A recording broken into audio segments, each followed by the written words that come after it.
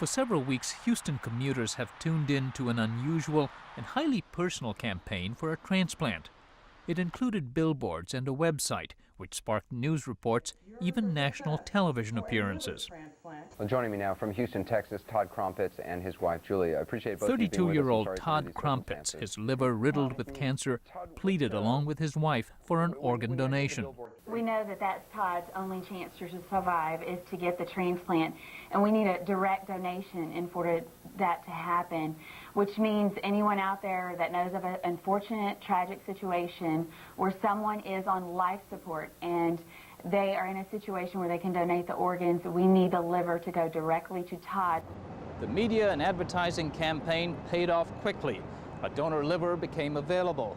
The donor's family remained anonymous, but they specifically directed that that liver be given to Todd Crumpets. Crumpets got the transplant in late August, but it was not a happily ever after ending. His story set off a torrent of criticism. I appreciate that he had the initiative to do it, but he also knew, as any person waiting for a liver does, what the rules are. They tell you. And he knows that if he jumps ahead when he's not desperately in need, then someone who was in need on that day may have died because the liver didn't go to him. Hello? In a motel near the hospital OR where Todd Crumpets was receiving his transplant, Bobby and Charlene Bridgman waited for that all-important call that would tell them a donor had been located for the 49-year-old Texas truck driver. The kids kind of try to call about the same time every afternoon, so I won't panic when the phone rings. So if it rings in between those times, we go. Bobby Bridgman was diagnosed with end-stage liver disease in July. He was given about 3 months to live unless he got a transplant. The wait has been agonizing, says Charlene Bridgman, but they have stuck by the rules, as Todd Crumpets did not. Honestly, I was angry and stuff. I did not feel that being able to publicize on a billboard for an organ was right. I think she said she just couldn't sit there and watch her loved one die. Well, I don't want to sit here and watch my loved one die either. None of us do. But we've got to stick to a system.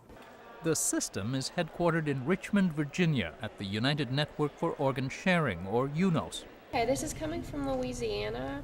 It's a 52-year-old Caucasian female, blood group O like Oscar. This is the nerve center for UNOS. Every patient in the country who's waiting for an organ transplant is listed on our computer system here. Every time there's an organ donation, information about that donor is placed into the computer system and matched. And this comes up for, he's also blood group O like Oscar. Donors and recipients are matched on a number of criteria. Is there biological compatibility? How close is the hopeful recipient to dying? And what is the prognosis for long-term survival with the transplant?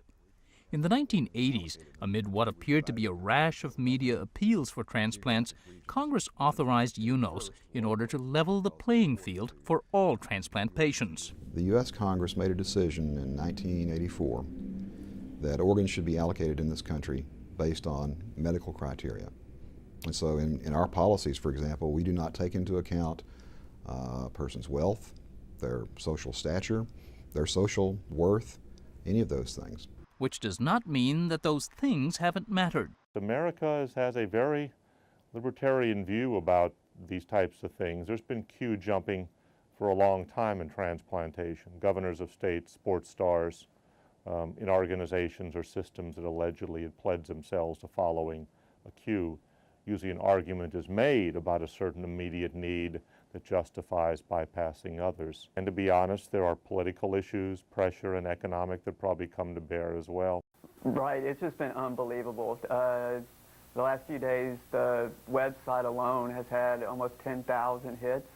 And, Dr. Boisabin says the fact that Todd Crumpets was not a celebrity could explain why his case provoked public sympathy.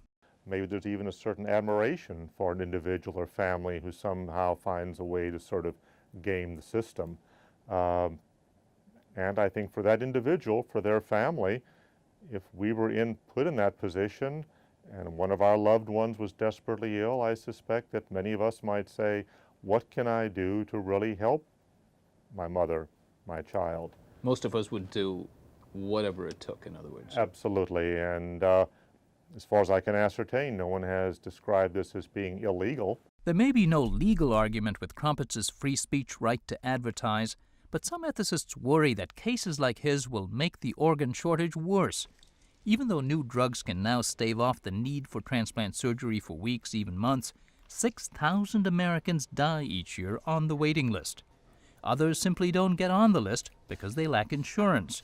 A liver transplant costs more than $300,000. One of the big problems with organ donation is that the poor don't do it as much as the rich, because they say, why should I give organs if only the rich are going to get them?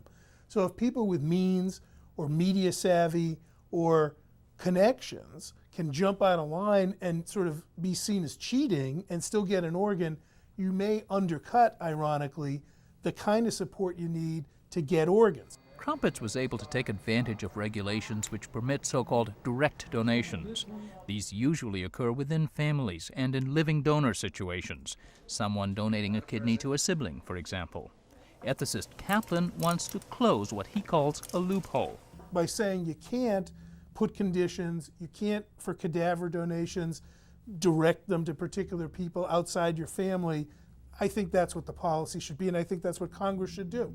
However, there will likely always be complications and exceptions that make changes difficult. There's a story, for example, of a pastor who needed a heart transplant, announced to his congregation that he had to step down, go on sabbatical, and wait for the transplant.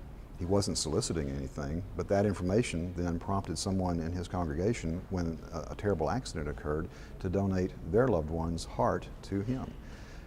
Is that a bad thing? Is that a good thing? Those are questions that are going to be very difficult to answer. Graham says a committee at UNOS will begin examining such questions in response to cases like that of Todd Crumpets, which has already spawned look-alike efforts.